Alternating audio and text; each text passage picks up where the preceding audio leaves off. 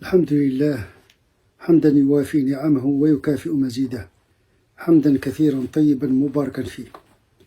تقبل الله منا الصلاة والصيام. تقبل الله منا ومنكم. Dans cette causerie, je vais essayer d'exposer sommairement le jeûne comme un cheminement. Toutes les pratiques de l'islam, notamment les pratiques cultuelles, s'inscrivent dans un programme initiatique dont le but est de réduire les distances spirituelles qui séparent l'être humain de son créateur. Il faudrait interpréter les pratiques, notamment cultuelles, dans le sens d'un ensemble d'étapes qui visent à rapprocher l'être humain de son créateur.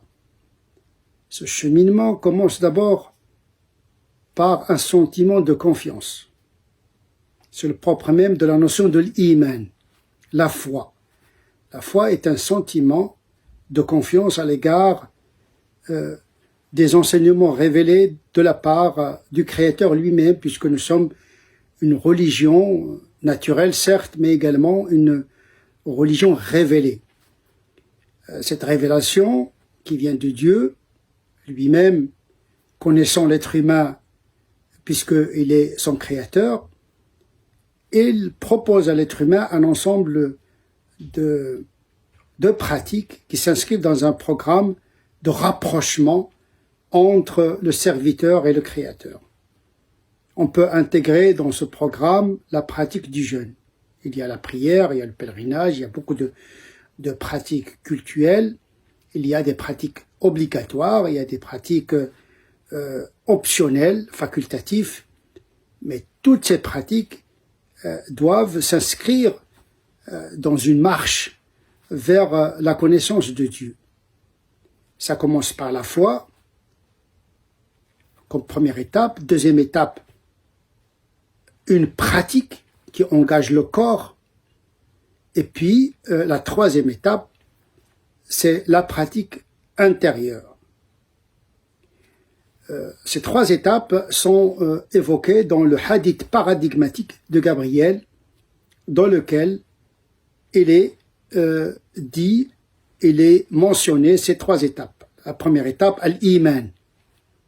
Al-iman billahi wa malaikatihi wa kutubihi wa rasulihi wa liyawmil akhiri wa al-qadari khayrihi wa sharrihi. Les six piliers de la foi, le credo de la foi, l'unicité de Dieu, les anges, les livres révélés, les prophètes, le jour du jugement dernier et le destin. C'est la première étape de ce cheminement qui commence par at-tasdiq, l'assentiment du cœur. Une foi comme un départ dans un engagement dans la pratique. Les gens n'ont pas le même niveau, le même degré de foi, mais ils partagent un minimum, une croyance qui est résumée justement par le hadith de Gabriel. Et puis la deuxième étape, c'est le passage à l'acte, à l'action. La foi comme une pensée qui oriente le mouvement, lequel mouvement est codifié par des pratiques. Les prières sont bien codifiées, le jeûne codifié, le pèlerinage codifié. En matière de culte, c'est le texte et la révélation qui prend en charge ce domaine-là avec précision. On n'a pas le droit d'inventer un culte, si ce n'est que le culte dans sa façon révélée, à travers le Coran et à travers le modèle prophétique, la sunna. Ce sont des pratiques du corps. Le jeûne, c'est l'abstinence. Ça touche de prime abord le corps, parce que c'est le corps qui se prive de la nourriture, qui se prive de la boisson, qui se prive de la jouissance sexuelle. Et donc, la première pratique touche le corps. Mais le but, c'est pas le corps. Le corps, c'est l'enveloppe, c'est la monture, c'est le récipient de ce qui est essentiel, à savoir le cœur et l'esprit. D'où la troisième étape, le jeûne du cœur. c'est-à-dire atteindre taqwa.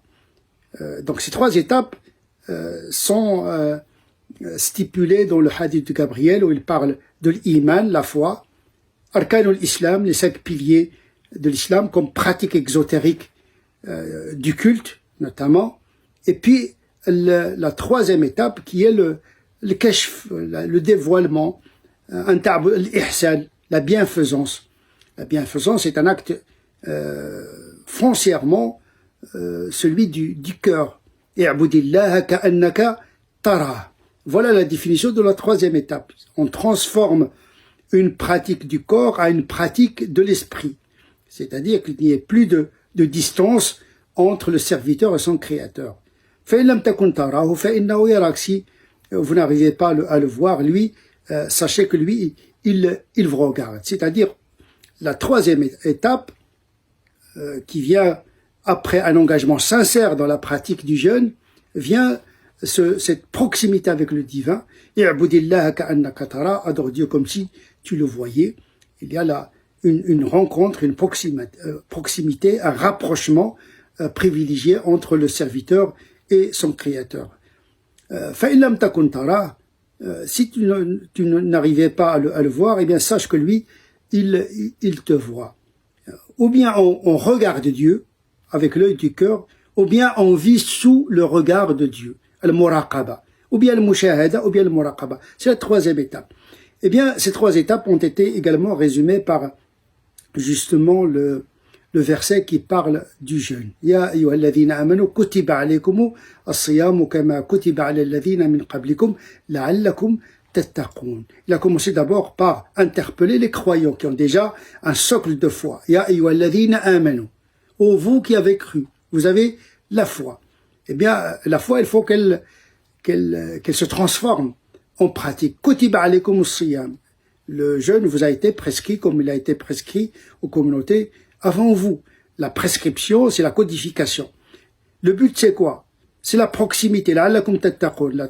At-taqwa, c'est un sentiment intérieur. Le prophète sallallahu alayhi wa sallam a dit At-taqwa hahuna. Il a désigné sa poitrine, c'est-à-dire la taqwa, c'est un sentiment intérieur qui renvoie d'ailleurs à l'ihsan. Et donc, le musulman, quand il pratique la prière, quand il pratique le jeûne, quand il pratique le pèlerinage, quand il pratique le dhikr, c'est un programme spirituel qui doit s'inscrire dans une marche vers Dieu. On réalise 20%, 30%, 40%, mais il faut avoir cette intention de marcher vers Dieu.